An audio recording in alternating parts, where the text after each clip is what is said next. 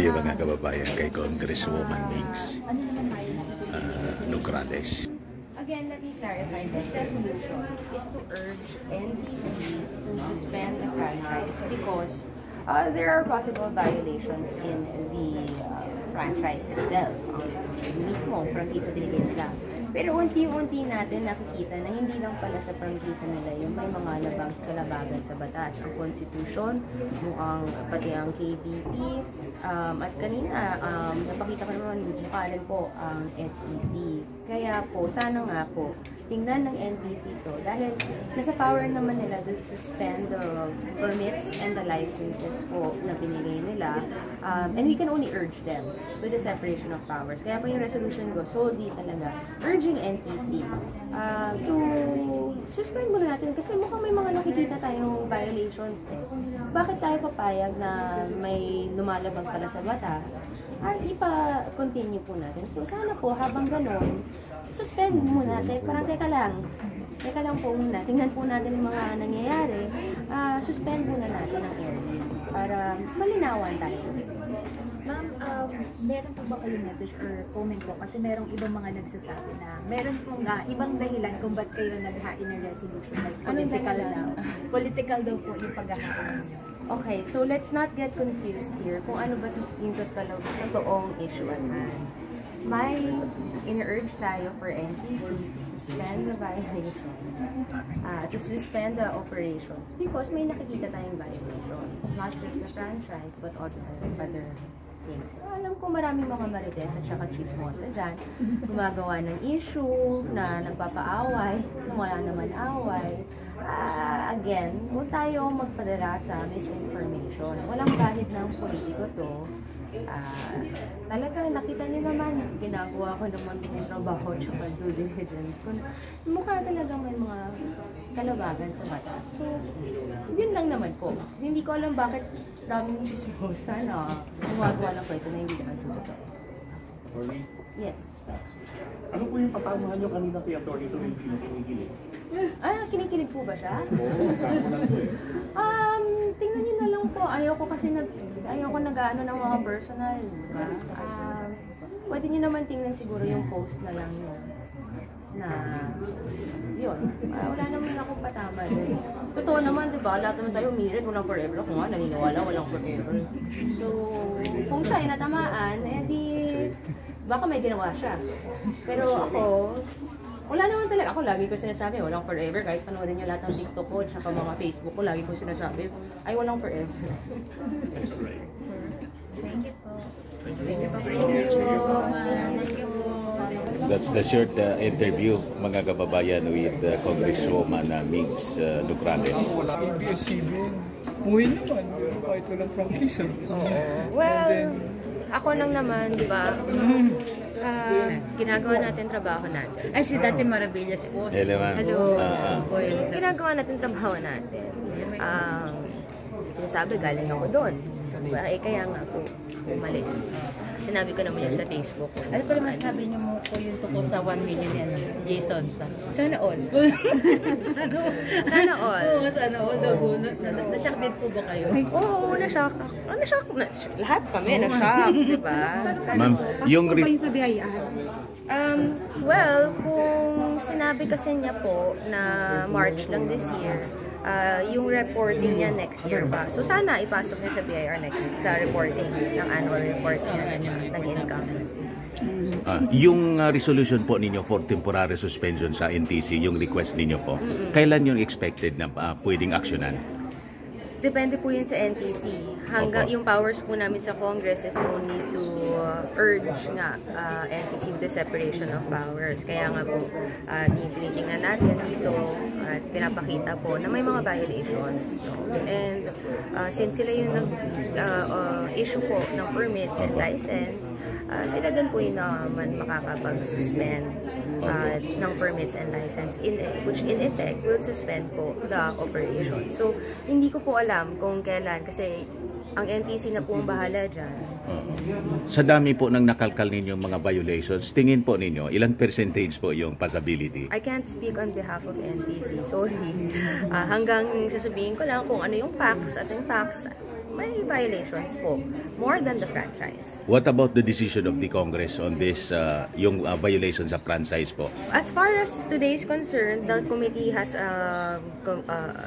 approved the committee report sa adoption of the House resolution as amended. So, kung kailan ma-schedule yan sa floor, hopefully soon, no, magbobotohan ang mga members na kung they're in favor also of adopting it as one whole body or not. Kailangan pa rin yan ng majority na papayag po doon. Sa projection ninyo, mga ilang linggo siya o abutan pa ng next year? Hindi ko po, one vote of Congress lang po ako. So, hindi ko po maproproject kung anong mga, hindi ko rin kontrolado kung ano po yung gusto ng mga ibang congressmen. Right now, ilan pa po yung naka-schedule ng mga hearings? Yung continuation nito? I'm not sure. Wala pa po akong natatanggap na invitation kasi usually pag may mga committee hearings, alam nyo naman po, may papadala yan ng notice na magkaka-committee hearing. So, wala pa po akong na-receive. So, hindi ko rin po masasabi on behalf of the committee kung kailan po yung next hearing. But, magre-recess po kami next week.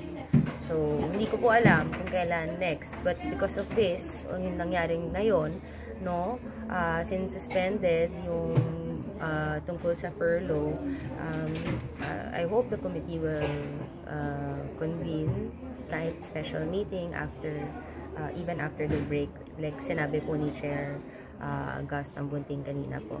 What about yung presence po ni Pastor Kibuloy? Ipipilit po talaga ninyo na kailangang appear siya personal dito? Well, magsusulat kami ng letter. Grabe naman yung pipilit. Hindi naman tayo nagpipilit ng tao dito.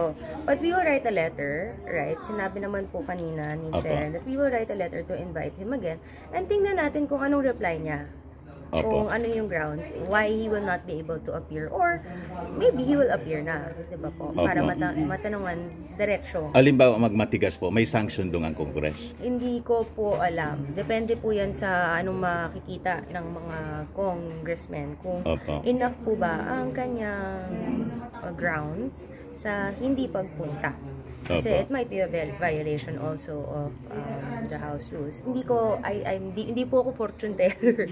So hindi ko po alam. Hopefully na lang when we send the invite magpakita po. Pero tingin niyo yung mga style po ng mga abogado, parang iniiwas nila talaga si Pastor Kibuloy. Kayo na lang po ang mag-decide. Hindi po ako pwede magsalita on behalf of other people, di ba? Kung may pinagkaiba po ba to sa inquiry before sa other network like ABS-CBN po, yung nangyari sa ABS-CBN? Well, pareho naman po yung pinagdaanan, di ba? Na tiningnan yung mga violations sa prangkisa. And doon, well, I cannot speak for the past Congress, diba? Nakita nila na may violations. So, the same here, nakita natin may violations plus more, diba? So, I hope that, the same law applies po dito. Tama. So, tingin ninyo malamang sa malamang ganun yung papupuntahan nito? Hindi ko po alam, basta ang alam ko po, yung resolution lang po na final ko is to urge NTC to suspend habang mukhang may mga violations. Tigil muna. Kasi daming na uungkat diba po? Yung sa korporasyon po, anong pinakaseryosong violations nakita po ninyo? Kasi kayo yung nagtatanong kanina in previous hearings. Well, yung sinasabi po kasi paulit-ulit yung sa Corporation Soul, diba? So, nakita naman po natin na even with the SEC, even ang pag-file po ng kanilang articles of amendment to change to corporation soul ay hindi rin mukhang pasok sa batas, no? Naghanap naman po ng butas. Meron naman pong jurisprudence dahil nga po pinag-aaralan naman natin to bago tayo nagsasalita at gumagawa ng mga bagay-bagay. And mukhang may inconsistencies din doon na maybe kailangan kaya diba, sabi ko sa SEC kanina na sana tingnan din nila kasi iba ang first page, iba din ang trustee certificate at may oath yun. So perjury pa yun if hindi nila magawa. So ano po ba talaga? Kaya nga kung yung tanong nating lahat, ano po ba talaga ang totoo? Teka lang, tigil-tigil muna natin.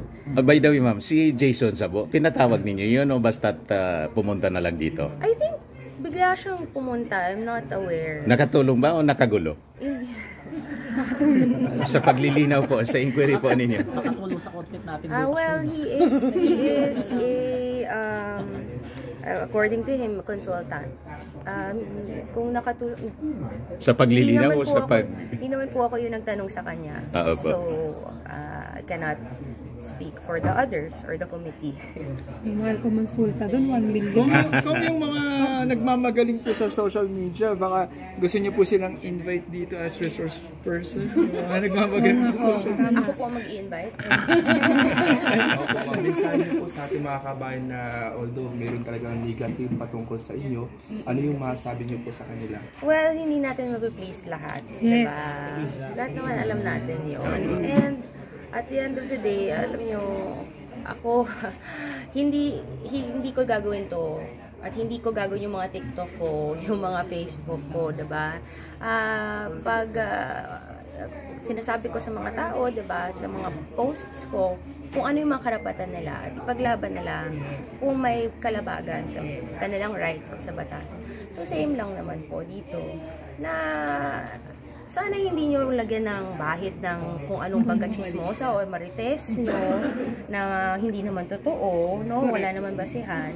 Ay nakikita nyo naman na kung may nakikita akong mali, then kailangan hindi tayo maging silent. Diba? There are people making a controversy, turning this controversy para i-divert sa ano totoo na may mga violations para to silence me, to harass me, to cyberbully me, to make libelous statements. Well, pag may makita tayong mali, bakit tayo tatahimik? Correct. Diba? Attorney, may tanong lang. At saka, kaya nga habang tinitingnan natin, suspension lang naman po. Wala lang po ako sinasabing Isara na? isara na natin. Diba? Parang, at saka hindi naman po ako yung ang NTC ang may power to do it. So, Sila magmadali. So, wag niyo pong, Madaliin. wag kayong magpapabudol Correct. sa kung ano ang totoo. Yes. At kung ano ba talaga ang issue dito at ang resolusyon. Suspendin muna natin habang tinitingnan natin. Kasi mukhang meron mga pagbubudol. Huwag tayo magpabudol din. Sana po, di ba? Attorney, reaction lang ito. Kasi naalala ko, dalawang kapatid mo, Yes po. si JJ at si Carlo, ang Jericho. ng franchise renewal Yes. nila noong 2018. Yes. Hindi ba kayo nagkakausap? Kasi tignan nyo ha, ngayon ikaw naman ang naka-ano sa kanila. Yes, and so men as public officials, diba? Siyempre, sila ang sponsor. Doesn't mean na ngayon na dahil sila nga mas may alam ng prangkisa. Diba po? So, dapat make sure ko rin na with my sworn duty as a public official and lawyer as well, no, na duty ko to make sure na walang mga violations. Kahit naman po na sila po nag-sponsor, kung may violations naman po, tatahimik po ba ako? Hindi. Dahil lang po ang mga kapatid ko ang nag-sponsor. Dapat nga mas protektahan ko kasi hindi po ba kung payagan natin may nag-violate ng batas at tatahimik ako dahil lang kapatid ko ang mas kailangan ko rin din sila protektahan na hindi rin nilaloko ang kanilang pag-sponsor. May oath, may duty sila to make sure that they follow the privilege granted to them by the laws. May duty din tayo to make sure that they follow, and if they don't, alam ko naman na mahaharas, diba, tayo. Gagalit kapag pinaglaban mo, may magagalit kapag pinaglaban mo tama. But, again, sakit man, lalo na kung taga Davao ako, pero we have to protect. Mas kailangan nga ng protection at magandang service sa mga taga Davao. Ma'am, na nakipagkulog daw leftist group, kumbaga nakipagsabwat, ang tinawag pa po niya ng mga political criminal prosecutor daw po. Ano po masasabi po niyo? Like si Congressman Caraps Paduano kanina, diba? As a resource person na nandito ka and posting things like that after. Medyo hindi tama yun. No? What I can say is, if he really has proof, again, balik tayo, may prueba siya, may basehan ba, then sana hindi siya magiging libelous sa kanyang pag-post, no? Kasi pwedeng cyber libel yun. I cannot comment on that because, di ba, sana lang po may basehan siya. Sa pagkakaalam ko personally, no, wala naman akong sinusuporta na komunista. No, wala po. Hindi po tayo dyan. Again, huwag tayo magpabudol na iniiba at kino-confuse tayo at dinadivert sa totoo. Kasi mukhang yan po ang ginagawa. Diba, binubudol tayo, kino-confuse tayo para hindi makita yung totoo. Which yung totoo, ang daming violations. Yun lang po, doon tayo mag-stick. Sana hindi tayo magpabudol sa mga ganyan, mga tactics, mga marites, yun, sana po. Matatalino naman po tayong lahat. Last question, anong favorite color mo? Well, alam niyo po, maganda po.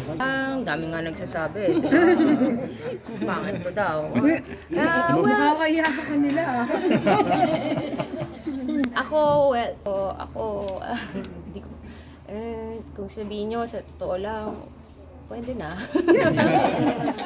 Kasi wala pa rin akong forever. So, baka... So that ends, mga kababayan, yung ating short interview with my fellow vloggers kay Congresswoman Migs Nograles. Ako po si Dante Maravillas. Bye-bye po.